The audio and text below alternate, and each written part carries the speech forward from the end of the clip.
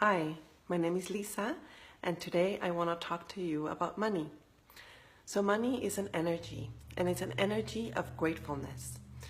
When we give a service or when we sell a product, we receive money because people are grateful from the service or product that we gave.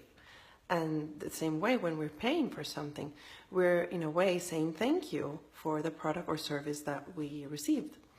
So it's an energy, it's a positive energy, and it's an energy of gratefulness. What's important as well is that we have a balance of giving and receiving in our life.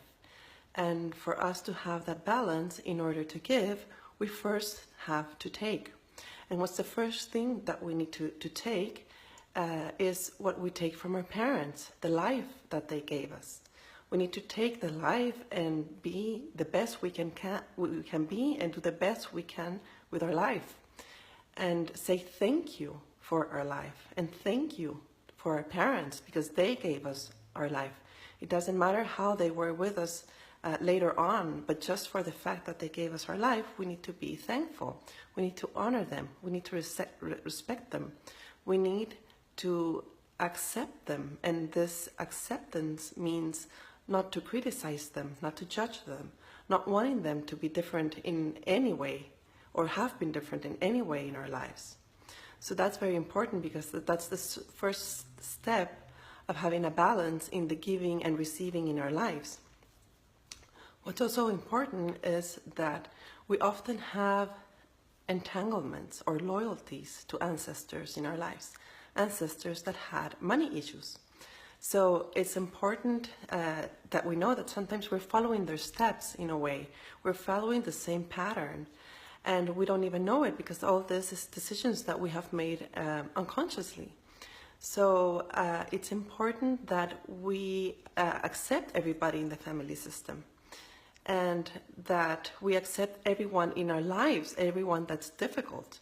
Because the difficult people in our lives are representing ancestors from our family system that have been rejected, that have been excluded, that have been forgotten. So we can do a constellation in order to work with these loyalties that we have. But even by just loving these difficult people that we have in our lives, we're starting the healing process. And we're starting the healing process of the ancestor that that difficult person in our life is actually representing. So we heal the past, and then we're able to heal our present, and we also heal our future, because our children are not gonna have these money issues anymore. It's important to accept them all and love them all, no matter what they did, no matter how they are, no matter what they are doing. And it's easy to love the ones that we like, but it's also important to love the ones that we don't like, the ones that we find difficult. And by doing that, we are accepting also, again, in our family system, the ancestors that have been excluded.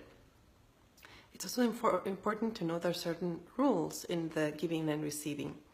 When we give, it's important to give something that we have.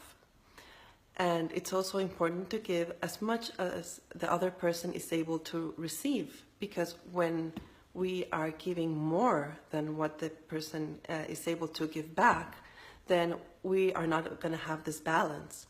It's also important to give what the other person actually needs and not what we want to give. And when we are receiving, it's also important to always be grateful.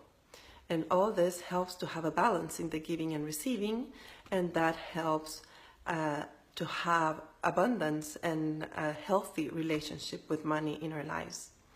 So if you want to know more, and if you want to do a constellation, I do them by Skype, and I also do them in group sessions and in person. I have information on my website, that's coachingandconstellations.com. Thank you so much for listening. Have a great day. Bye.